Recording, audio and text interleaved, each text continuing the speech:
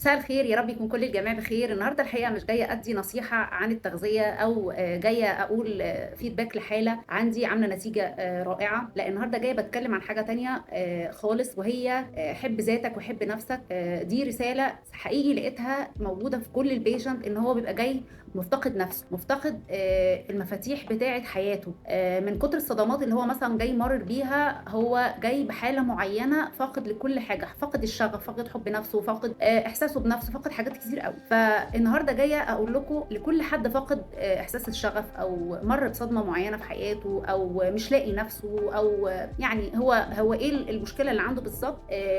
من غير نفسك ومن غير ما تحب نفسك حقيقي مش هتقدر تعمل أي حاجة، مهما حد دعمه هيبقى حاجة support كويس جدًا، بس جوّه ده أنت تايه. فالنهارده جاية أقول لك حِب نفسك، اهتم بنفسك، شوف مفاتيح نفسك فين، لإن أنت الداعم الأول والأخير لنفسك.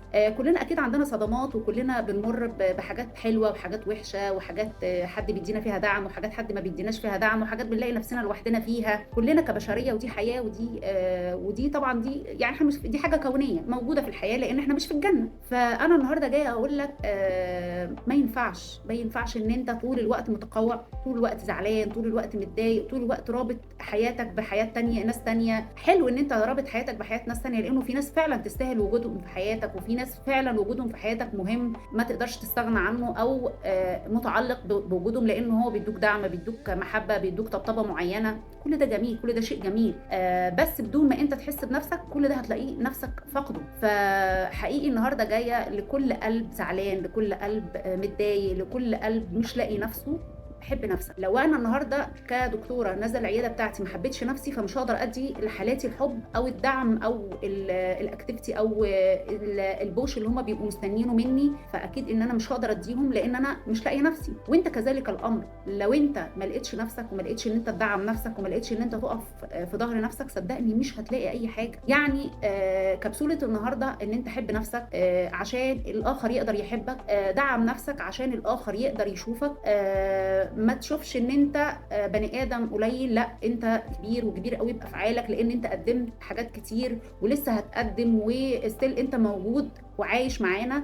فأنت شخص فعّال، بس لازم تحس أنت ده. لو ما حسيتش أنت ده، صدّقني مش هتقدر تعمل أي حاجة. خُدها بقى قاعدة عامة في حياتك في التغذية، خُدها قاعدة عامة في حياتك الشخصية، في حياتك المهنية. لازم تحب نفسك وتدعّم نفسك وتبقى support لنفسك، لإنه دايمًا زي ما بنقول أنت البوش لنفسك. بدون ما تبقى الداعم لنفسك مش هتحس بأي حاجة في الحياة حلوة أو وحشة. فالنهارده رسالتي ليكم من قلب لقلبكم، حبّوا نفسكم واختاروا نفسكم، بدون ما تخسروا الآخرين. يعني ما حدش بيبقى عايش لوحده، لأ إحنا كلنا بنبقى عايشين ببعض، بس أنا عايشة بيك وأنا حاسة بنفسي، عايشة معاك وأنا شايفة نفسي. أنت مدّيني دعم وأنا موجودة، فأنا موجودة برغم كل حاجة. فأنا موجودة عشان أدعّمك، موجودة عشان زي ما أنت هتدّيني أنا هادّيك. فهي دي كلّها ما نربطش حياتنا ووجودنا بإن إحنا مش لاقيين نفسنا عشان الآخر، أو إحنا مش لاقيين نفسنا. لأ، اهتم بنفسك. أنا دايمًا من الناس اللي أحب،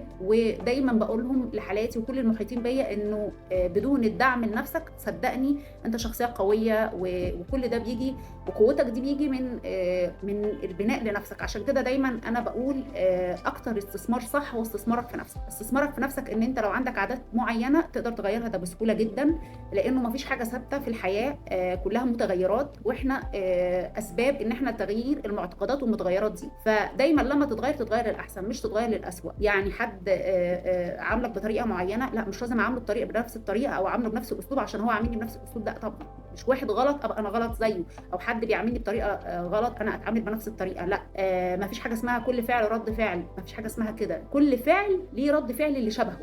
فلأ أنا مش مع كل فعل رد فعل. يعني أنت بتعاملني وِحِش أنا أعاملك وِحِش، لأ أنت عاملني وِحِش ده طريقتك وده أسلوبك، أنا هاعاملك بطريقتي وأسلوبي، لإن طريقتي وأسلوبي دي اللي هتفرض عليك إن أنت تحترمني وتقدّرني وتُقف معايا، وتعرف إن أنا شخص مختلف عن الناس اللي قابلتها، أو الناس اللي موجودة في حياتك. فأنا دايمًا ضد فكرة المعاملة بالمثل أصل هي مش داخلين حرب، هي مش تحدي، الحياة مش تحدي يا جماعة، الحياة راحة، الحياة طبطبة، الحياة ساندة، الحياة دعم، دعم، دعم، دعم، ما فيش حاجة اسمها الكلام دوّة صعّبتوا الأمور علينا وصعّبتوها على نفسكم وصعّبتوها على يعني خلّي الأمور بسيطة، الأمور سلسة، خلّي الأمور سلسة عشان تقدر تعيش، خلّي الأمور سلسة عشان تقدر تكمّل.